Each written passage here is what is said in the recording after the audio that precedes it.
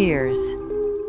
Hello listeners, welcome back to a Future Frontier episode. We've not done one of these since March, so we've got a little bit to catch up on, and we're looking forward to what's coming out soon in sci-fi film and TV. Yes, this is our opportunity to have a bit of a check-in, find out what we've been watching, find out what we're looking forward to in the world of sci-fi, and also to get a few messages from you, our lovely listeners. So we haven't really talked about what we've been watching recently. James, what's been on your TV and what have you been out to see at the cinema? Oh, well, it's been a couple of months. It's been a busy few months, as always. I feel like we say that every time we do a Future Frontiers episodes, how busy we are, our busy, busy lives. Busy boys. Yeah, but amongst that, I have had a chance to watch some TV shows. I finished watching Daredevil, and the finale for this is really good. You get to see the Punisher again, played by John Bernthal.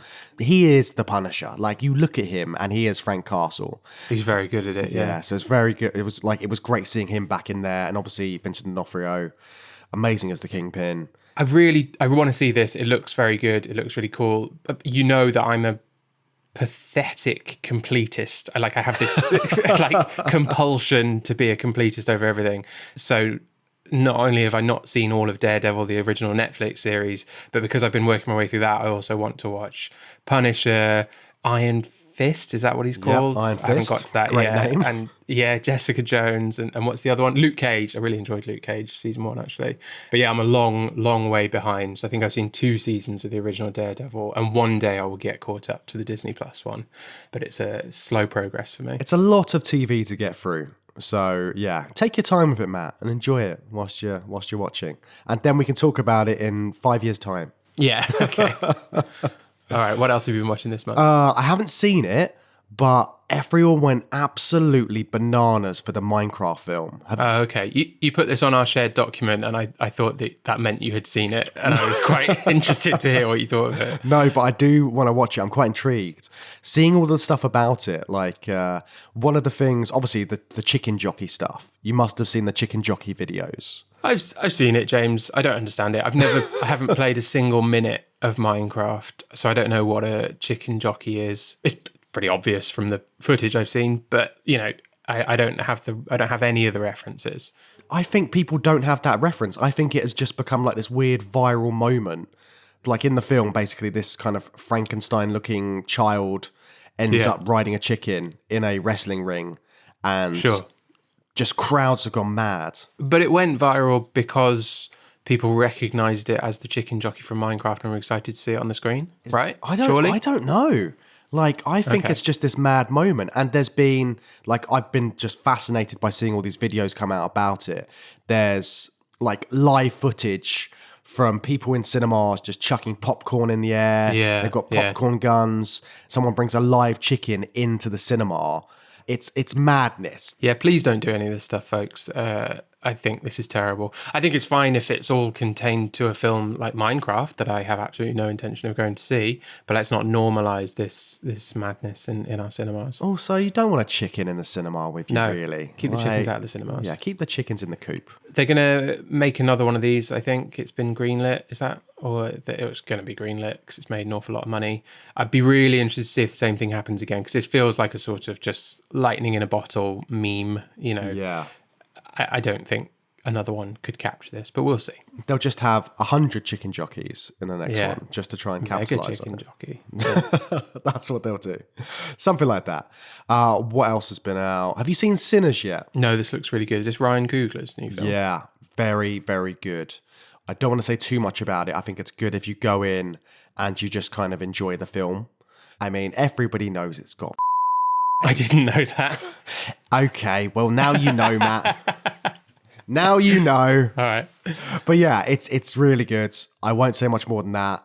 There's some lines that come out of Haley Steinfeld's mouth that you'd never imagine her to say, which has gone viral again as well. But yeah, very good film. Definitely deserves a watch. My cinema is playing Star Wars Episode 3, Revenge of the Sith, at the time of recording, because it's around the 20th anniversary of that, and I am considering seeing if I can get out and see it before that leaves cinemas, because I've noticed in the listings at my local cinema that over the last couple of years they've had 20th anniversaries of all the prequel movies. So yeah, quite tempted to go out and see that actually. 20 years since Revenge of I the know, Sith. it's mad. That And what is a 20 crazy. years it's been for that film in terms of like critical reevaluation. The people who have aged 20 years from being like a teenager, at the cinema or younger, and now just rave about those films as these foundational cinema experiences for them. I mean, we talked about it when we did our episode last series on the prequel trilogy, that they've come into their own as their core audience has grown up with them. That's been really interesting to see. So I'd like to rewatch it in that context, at the cinema with a bunch of like people who are like 10 years younger than me, and it's like the most important movie to them or whatever. Yeah, it's great that it's still got that kind of connection to people and that sort of rush of nostalgia that people are getting from watching that again in cinemas. It's great. And obviously it's May the 4th be with you. I mean, it was a little while ago, but it feels like it's prime Star Wars season at the moment. Wasn't as hyped up, I don't think, as it has been in previous years. I wonder if people have got a little bit of Star Wars fatigue. I mean, there was new Andor timed with it, but we'll get to that later. Well, something that we haven't got fatigued from, because it's quite few and far between, is Predator. There's been a new trailer for Predator that's just come out. So Dan Trachtenberg is sitting in the director's chair once again for a Predator film. And this trailer, it's like a little teaser more than the trailer, isn't it? It's a short little minute teaser just showing you that the next film's going to be set on the Predator planet. Yeah, and it appears to be a predator is the one being hunted. I wasn't entirely sure who's hunting it, maybe other predators. It looks quite cool. It looks a lot more chaotic, I would say, than Prey was. But Dan Trachtenberg is an interesting director and did such an amazing job on Prey. I'm really excited to see what happens with Badlands. Yeah, I think it's going to be more focused on from the Predator's perspective. So it looks like there's a younger Predator as the lead character in this, and then you've also got like an android character. It's like a teenage Predator. He's got a backwards baseball cap, big baggy shorts. Yeah. He's just says everything's radical. Now that I would watch. Yeah. Oh, he's saying there's an android character as well. Yeah, played by Elle Fanning. Oh, is she an android? Right, okay. Yeah. I think she's an android. Her eyes go back in her head in one point, so yeah. I assume she's something like that. She's like a bishop kind of character, a la Alien. Oh, right, okay. A Wayland Yutani. Yeah. Feels like Android. it. But then Alien Earth's supposed to be out before long as well. I think that's coming out during the summer. Was that a TV show or was that a film? Yeah, it's going to be a TV series on Disney Plus, so that's coming out at some point. So we'll have that in the summer, and then we'll have Predator Badlands in November. So keeping a close eye on both of those. Big year for the AVP franchise. Yeah, but let's not have another AVP until you can get it right, guys. Come on. Another trailer that's out this month. I wanted to see if you were excited about, James. Fantastic Four is starting to get its hype train leaving the station. Yeah, I am looking forward to this one. I like the 60s aesthetic they've given it, and I assume it's some sort of multiverse madness that's happening again, because this isn't in any sort of timeline from the Marvel we know. But I love the idea of this, like a 60s style Fantastic Four that have been doing it for a while. So I think the film picks up a few years into their heroing. Also, Sue Richards is apparently pregnant in this one. You've got like a Silver Surfer popping up. A lot of people online have been kicking off about the fact that the Silver Surfer is played by a woman. I mean, Come on, guys. Like, does it really matter? Like, it is part of the comics as well. There is like a female Silver Surfer. But yeah, it's like some people have just been we've been getting the usual. Is the Silver Surfer a role in the Marvel universe or a person? Because isn't he like Galactus's herald? So is anyone who is Galactus's herald, they become the Silver Surfer? Or is it just that the Silver Surfer is a silver guy with a silver surfboard who is also employed as Galactus's herald? What's the deal? Well, the original Silver Surfer was, I forget his name, but he was turned into Galactus's herald, and then there's other heralds which have different powers. So I think that Galactus, who is the big planet-eating baddie, can just decide what powers these people get. I don't know. There'll be a lot of Marvel mythology to all of this. Yeah, Marvel's had a few clangers recently, and it's been interesting watching the marketing for Fantastic Four and Thunderbolts. Like, I think Brave New World did quite badly, not very well received. And then they kind of marketed Thunderbolts almost as like, it kind of felt like, oh, this is the serious one. And they kind of credited all their like A24 editing staff or whatever in the trailers and stuff. And then Fantastic Four feels like it's being marketed as like, and this is the stylish one, this is the kind of creative, thing. So that's been interesting to watch, and it'll be interesting to see, if they can. I mean, if they make two good films, then fine, no complaints. Is there anything else you've been watching over the past few months? Well, I've been watching Severance with my wife, and we talked about that over on Patreon. Loved season 2, so check out our episode on Patreon on that if you're interested. And then James, I've just been playing a lot of Final Fantasy VI with my spare time. What happens in Final Fantasy VI? Because I only really picked up from 7. Well, the most recent thing I did was fight a ghost train. Brilliant. So it's that sort of business, Everyone says Final Fantasy VI is one of the best ones, but I'm reserving judgment because actually I don't think it's that good so far, but we'll see. Well, I hope you managed to beat that ghost train. Oh, I kicked his ass. Don't worry about it. Yeah, leveled up and drank some potions and all of that business playing the Final Fantasy games. I do love them. What's coming out in cinemas this month, James? I just mentioned Thunderbolts. Should we talk about that? Yeah, so Thunderbolts is out now. It's got a mysterious asterisk at the end of the title, which apparently is explained somewhere in the film. I haven't seen it that's yet. going to be worth waiting for. Yeah, so that's going to be like a post-credit scene where we go like, oh, that's what the asterisk means.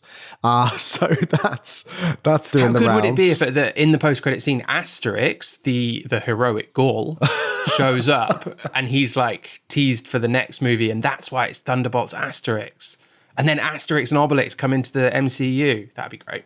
If that doesn't happen, I'll be very disappointed. So that's what I'm sort of like banking on when I go and watch this. But yeah, like you say, it's been marketed as this kind of like A24-esque Marvel film. It's doing all right in the ratings, 88% on Rotten Tomatoes currently. The cast doing all the promo at the moment. So who knows? It might be a good one. I'm going to watch it and we will find out. I'll probably wait till it's on Disney Plus, to be honest with you. Yeah, of course you will. Of course you will. You don't need to go and see this. But you might want to go and see Lilo and Stitch. The live action version, Matt. Did you ever watch Lilo and Stitch as a kid? I think that kind of missed me in my childhood. I think it was a bit too old. It was sort of on the tail end of that period of animated films in terms of our age group. I mean, I was never a big like Disney kid anyway. And then that one came out when we were like young teenagers, I think. So I think we were a little bit too old for it when it came out. But it is extremely beloved, I think, for people who were in the right age group.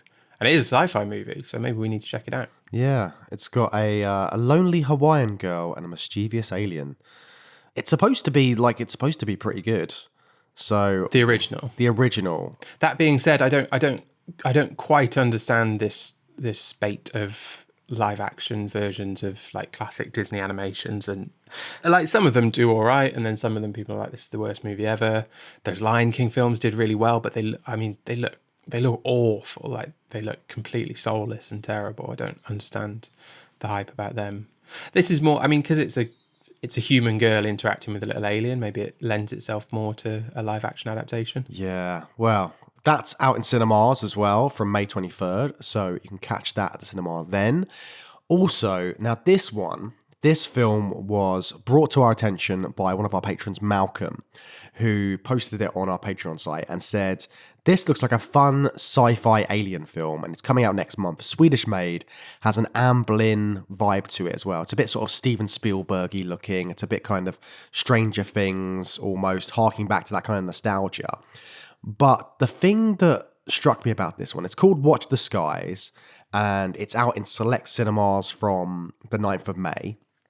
And it's a film that was made in Sweden, but it's been dubbed by AI.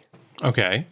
So it's using this new immersive dubbing, which is like this new pioneering approach from this company called Flawless, and it integrates the voices of the dubbing actors into the film, ensuring the perfect lip sync and eliminating the need for subtitles. I mean, I'm perfectly fine with a subtitle. I quite like watching a subtitle film. Yeah. Like, there's nothing wrong with that at all. But this is they're really sort of advertising this as this first film that's been completely dubbed by AI. So that interests me. And they've also put like a thing on the like if you go onto the YouTube trailer, it says this was made with full endorsement from SAG and is leading to the change in ethical AI filmmaking. Right, covering their asses there. Yeah, so it's like, yeah, you're not going to put a bunch of people out of work by then just getting AI to do it. That's really interesting. I'm a little bit skeptical of AI, but I am interested in creative uses and particularly ethical uses of AI. I think there are a lot of like legitimate use cases. I think most use of generative AI is kind of bullshit, to be honest with you. But I'm interested in the ways it can be used. I'm sure it's very good for like analytical purposes and stuff like that. But this sounds really interesting, and commend the company for the approach. I think I don't know if that's like sort of from the heart kind of thing, or the fact that like they have to tread incredibly delicately because it was a really hot topic during the strikes in Hollywood last year. But either way, good that they are kind of taking that approach. I think it's interesting that the company isn't called Flawless, because anytime I've seen like AI generated speech, there's been a lot of flaws. So I think I'd be interested to see this film, and if it's not completely flawless, like that, it'll be a bit of a missed opportunity for this technology, in my opinion. But if they can do it and have this ethical approach, I think that is good. I'm the same as you. I don't mind a subtitled film, but it's a barrier for entry for a lot of people, which can impact on the success and marketability of like international movies in the English speaking world, which would be good. That's really good for the creative industries in those countries. So there's some potential there if it is as flawless as the company name claims. Well, fingers crossed. I mean, this apparently as well, this came out originally in Sweden in 2022. So it's kind of giving the film a new lease of life. And like you say, widening out the audience for it. So we will see how that develops and if more people gravitate towards this film. But yeah, it looks like a fun sci-fi film. Aliens are, I'm sure, involved, given the title Watch the Skies. I think the main character, I think her father's been abducted or something along those lines. But yeah, might be worth a watch. Cool. So that's the upcoming sci-fi films for May. What's the upcoming TV shows? Well, we are in May, and some of these shows have already started or kicked off. The Last of Us Series 2, I've been watching that. It's very intense, as per usual. It's just really great TV again. Yeah, I mean, just unfortunately calling back to what I was saying about Daredevil, I've got 2 video games to play before I can watch any of this, James. Annoying. Annoying that I'm like this, to be honest with you. But yeah, I want to play the games because like that's the original experience and then watch the TV show. Yeah, true. But the TV show is pretty good, Matt. I would give it a watch. I've heard. Well, that's out at the moment. It's only going to be 7 episodes, I think, and it will definitely have another series. I don't know if that will be part way through the game storyline of part 2 of the game, or if it's like going to continue on from that second game and then start making more storyline. Oh, I had heard it was two and done. But I don't know, I could be wrong. Okay, well, I'll have to look into that. It could be like the first half of the game, second half of the game. I just can't imagine they'll wrap it up in 7 episodes, but maybe they will. Also out, I think this might have come out in April actually, is Black Mirror season. Are we on season 7 with Black Mirror? Season something.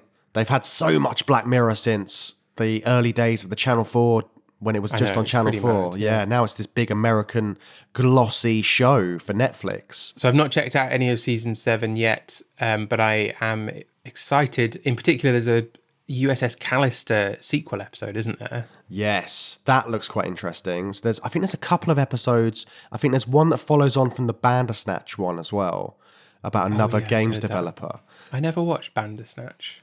Seemed like a lot of work. Yeah, because it was an interactive one, wasn't it? So you had to choose your own ending. And then again, the completist in you... I know, how am I ever going to get through that? Yeah, I've got to watch it like 40 times. That is probably why I haven't seen it. So that makes sense why you haven't watched that one. But there are some other episodes in this new series as well, which look quite good.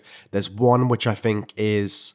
I can't remember, it's like called Bernie's or it's called something else, depending on which Netflix thing you're watching it from.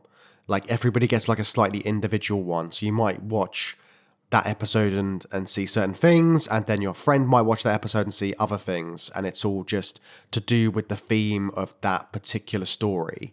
So that looks like an interesting one as well. But yeah, need to get on the Black Mirror bandwagon and watch that series. What else? More Disney Plus series. Again, Disney Plus just seems to be putting out all the stuff at the moment. And Disney in general, I mean, they've got the money. But Andor Season 2 has just dropped. The first few episodes of that are out now. I think they're up to like episode 4 or 5. Could be more, could be less. But the second series of Andor, Cassian Andor, starting his rebellion journey, leading up to Rogue One. I think it's going to be good. Yeah, I was a little bit surprised when I heard they were making a second season, because season 1 just felt like a complete product to me. But I think they're only doing 2, and as you say, season 2 is going to lead into Rogue One, so that'd be great. I'm happy to leave it at just the 2 and kind of close out Cassian's story with the movie. Season 1 was so good, best Star Wars thing I've seen in years and years. So I'm really excited for season 2.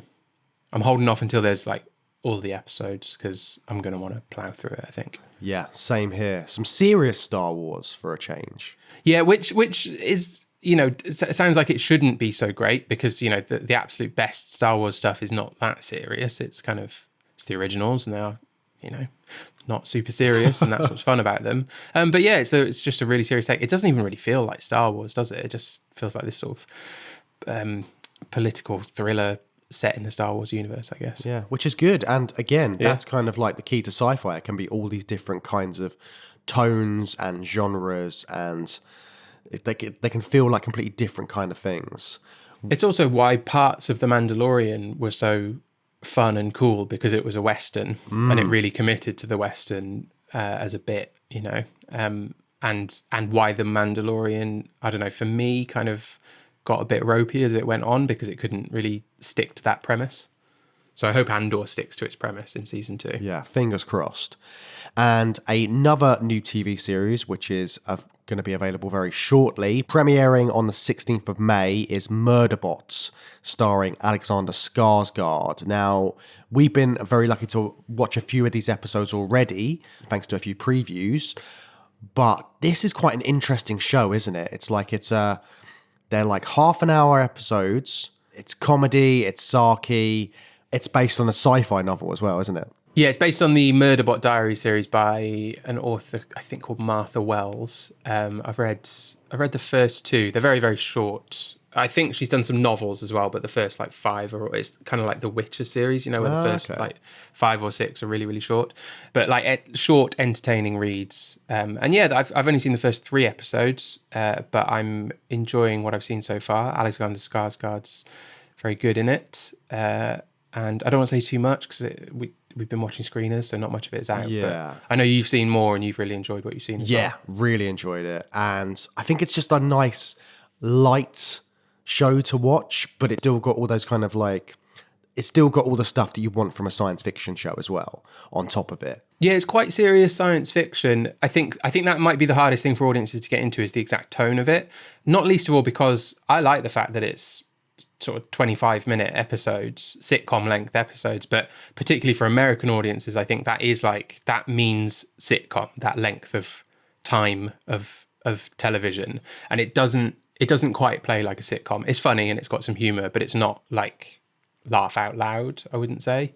And it gets more serious as it goes along with the kind of heavier sci-fi stuff, which I really like. But it'd be interesting to see how that's received. I mean, the main premise is you've got Alexander Skarsgård playing a security android, and it's about him sort of his personality as an android, and he doesn't particularly like his job. Yeah, he doesn't like his job. He's like a grumpy elements android. of Marvin the Martian. Yeah. There's elements of Marvin from Hitchhiker in there. Yeah, and he, one of the things which he's famous for is he loves watching this soap opera TV show, and there's all these kind of elements to his personality and who he's working with, and yeah, it's a very interesting watch. I think audiences might be deterred by this because the title of the show is Murderbot, but it's not really about it does have elements of murdering robots and stuff, but it's not like a action horror, sci-fi, or anything like that. It's a comedy show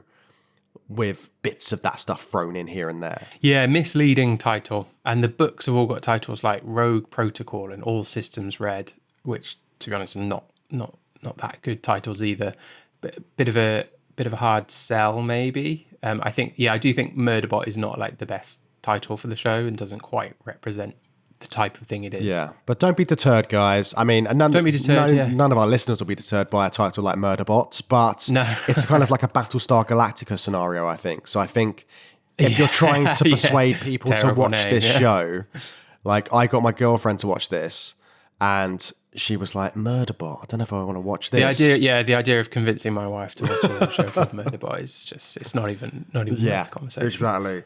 But there's a few other things which have been out or coming out. There's another TV show called Eternals. I think I'm pronouncing that Eternals. It's on Netflix. The premise is there's a deadly snowfall that kills millions of people, and there's a group of survivors fighting against a threat controlled by an invisible force. So that looks like another interesting series that's out.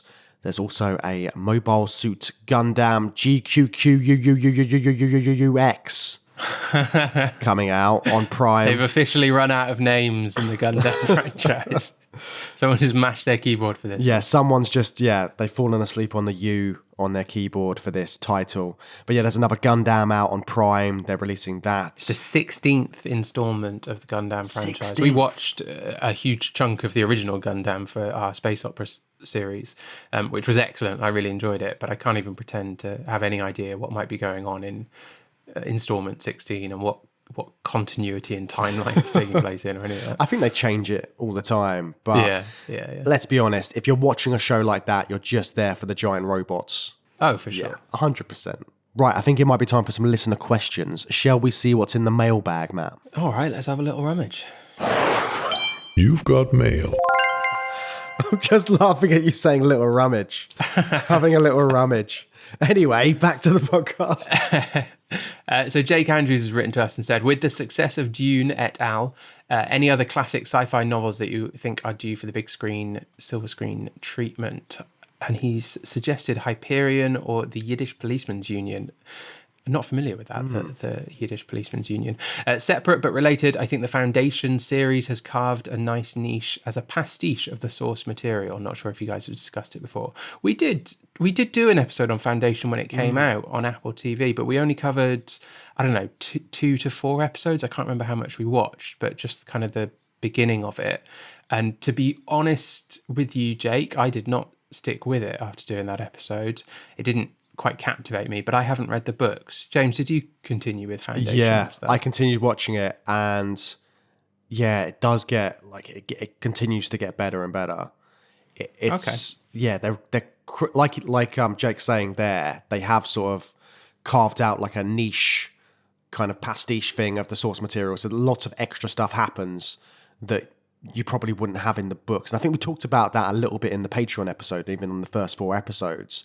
Just stuff like the idea of the cloning and stuff. I don't think that was in there. Having the sort of day, sun. I forget what the main character's called, but like the big Emperor characters it's split into 3 different clone versions, like an older version, a sort of middle-aged, and then a child version, and then they sort of change age and change positions in the hierarchy. But yeah, going back to the main question, we've had a question like this before about any other books we want to see given the big silver screen treatment. I think we mentioned last time when we discussed it, Project Hail Mary's coming out, so that'll be a good one. I'm a huge fan of Hyperion. Yeah. I don't know if it's easily adaptable. Well, but, Bradley Cooper of it all, I think that's lined up at some point. Frankenstein, we talked about this during our Frankenstein episodes in the Mad Science series, but Guillermo del Toro is taking that on as well, and he's been in the process of making that new version for decades. But I'm looking forward to that. I think that's a good novel to screen. Neuromancer, I know people love Neuromancer. I've tried reading the book a few times, and I think I need to just stick with it, but it's so dense in its terminology, and you kind of have to really sit and get used to it. But that's becoming a 10-episode TV series, which has been greenlit by Apple. So that's another one that's coming to screens. In terms of ones which I would want to see made, there's a few. Any that spring to mind for you, Matt? I think I must have said this last time we talked books, but Ancillary Justice is a big one for me. I think it's adaptable. I think it's doable, very doable, in fact, and I think it would make a very good film. And I'd rather see it as a proper big budget film than a TV series, ideally. Have you read that one? Well, you very kindly bought me a copy for my birthday. So I have been reading that. I think I'm about 3/4 of the way through at the moment, and it is really good. Maybe we should do an episode on that on Patreon when you finish that, because if patrons want to hear it. But I love that book. I think it's excellent. Yeah, I think that would be a good adaptation. I think it'd be hard to adapt, but I think it's got a storyline which flips between the past and the present. And I think that kind of aspect always plays well when you adapt it to screen, because you've got built-in cliffhangers like the book. Built-in cliffhangers and the world building as well, just experiencing kind of the history of the characters. But the way that's paced out, because it's another book that drops you in a little bit into a world with terminology that you don't understand, and the first few chapters you're just like, what the hell's going on? But those flashback scenes build that out, and I can see that working on screen really well. Yeah, I can't lie, I did have to Google some of the terminology just to make sure I knew what they all were. I was like, I'm gathering most of this, but I just kind of want to know what a radchai is. And what are you gonna? It's not a real word. What are you gonna Google? Yeah, I just want to know what it means in the terms of the book. But it's just the guys. It's just everybody. Look, it's completist. I'm trying to find out. I want the full knowledge. You're gonna get spoilers though, James. You can't be plugging words like that into Google. I'm very careful. Get spoiled. I'll do my banned word search like you do for everything on Twitter. Yeah, exactly. Things like that. Yeah. We've got another question from Keith here as well. Again, on the sort of adaptations of stuff to screen. So he said, with video game movies and TV seemingly having a moment, yep, Last of Us, which sci-fi video games would you like to see adapted? He's put some examples here. What about Mass Effect, Half-Life, the Command & Conquer series? Any that spring to mind for you, Matt? I think I don't know. Like Half-Life and Command & Conquer. I think Command & Conquer, maybe. I think you could do a film set in one of the Command & Conquer universes, but there's so much plot in those games, and there's been so many games now that feels like a sort of tricky thing to do. And they've got all those like full motion videos and stuff. So if you want the Command & Conquer movie, just get on YouTube and watch the cutscenes. Half-Life, I don't think that would work well as a movie, just because the type of I don't know. It could either work really well or really badly, because there's. Do you understand what I mean when I say this? Like Half-Life. Both games both have a lot of plot and almost no plot. Yeah.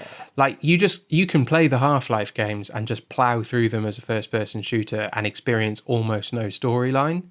But, if you talk to the characters and stuff and listen to what's going on, there's a lot of really rich world building there.